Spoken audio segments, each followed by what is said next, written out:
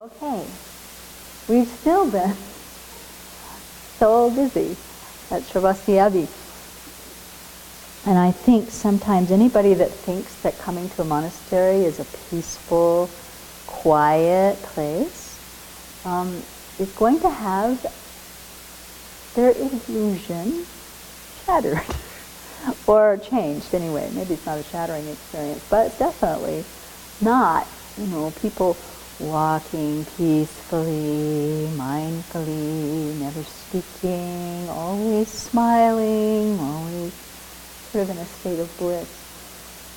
Even, we were just at the Western Buddhist Monastics gathering at Deer Park Monastery in Escondido, California, which is Thich Nhat Hanh's community. And they have a very strong practice of mindfulness, awareness of every moment, of, whenever there's a bell, they have this practice that everyone stops and goes to their breath and their breathing. And they walk slowly as a habit, which is really refreshing. But they are really busy too.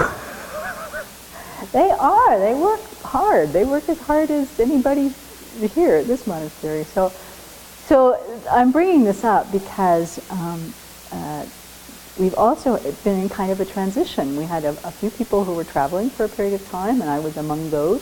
Now I'm here, and another flock of Abbey nuns went out the door in the truck last night to go receive teachings with His Holiness the Dalai Lama. So there's also this kind of rotating way of holding the responsibility for running the monastery, and it's it's kind of a sign of the Abbey's maturity, really, that we have the flexibility for people to come and go, and the jobs still get covered, and everybody, may have to do more dishes than they thought, or do more dharma talks than they're used to doing. But it's getting covered these days. So the reason this all came up is because I was on the computer this morning, preparing to give the talk tonight, and also thinking, I've got to give a talk on Sunday, and then also, no, it's time for the e-news to go out, and by the way, no, our webmaster is on the plane on the way to New York. There's some things that need to be fixed on the website. They need to be fixed this morning. So this whole kind of racing mind of trying to keep track of what's got to happen. Somebody needs to make a seitan. We don't have any gluten flour. Okay, then we go on to the next thing. So fortunately, the thing I was preparing for tonight is to look at the antidote to all of our stress, which is to reflect on death and impermanence. And it sounds funny, like, I'm going to die, one more freak out. But that's not the point. It's not, I'm going to die, one more freak out. It's like, I'm going to die. Where is my mind? What is important right this minute? It's not that the task I'm doing is not important. What's not important is any kind of hyperventilating I might be doing about getting the task done. This thing. Is that familiar to people? I don't know. I definitely have this stress factor, which has changed a lot in my time at the Abbey, I have to say. And now, under certain conditions, new role, and so forth, I'm experiencing again a new level of needing to get over the stress factor. And absolutely and truly meditating on our precious human life, the precious opportunity we have right now, especially as Dharma practitioners, especially this group sitting here in a monastery, sitting here having the opportunity to really be reminded moment by moment of what makes life meaningful. And maybe we haven't come to all those conclusions ourselves yet, but we're in a place where the mirrors are all around us, and the container is designed to help us come to those decisions for ourselves. Not just to buy the teachings, the most important thing to do is develop bodhicitta and get out of here. No, to really look at our own experience, to look at how we apply the teachings to that experience, and come through applying and testing the Buddhist teachings against what's going on in our own minds and our own lives, coming to a conviction or a faith that there's something here that's valuable. and deciding for ourselves to what extent it is valuable to us. And so we're in this place where we can really look at that. Whether we're sitting here or whether we're on the other end of this camera, we're looking for something. And the reality is, the opportunity we have right now is not going to last. It goes like that. And once again this week we've had many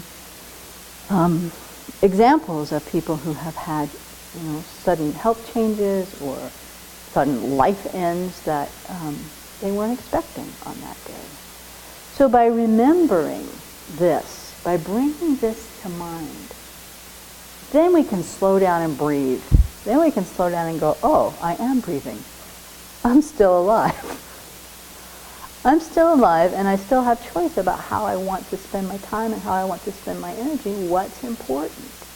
Is it useful and important to have stress about this talk, for example, or the fact that somebody turned my printer off while I was gone and it didn't print so quickly? That's a dumb thing to be upset about. And it also shows how I cling to true existence. Like, well, the printer's been on all the time. Like, I clicked print and it didn't work. I remember listening to a tape of Pema Chodron once saying, we should stand in the shower sometimes, turn on the water, and be surprised that the water comes out. That's being fresh. So be surprised if the printer works, not irritated if somebody turned the printer off to save electricity. How kind of them. How careful they were in taking care of the environment, right? I'm going to die. I don't know when. And what's important is what? To cultivate a good heart. What's important is to take the Buddha's teachings to heart and create the causes to be able to practice in the future. What's important is to stay in loving relationship with the people around me in a way that supports everyone to develop and grow.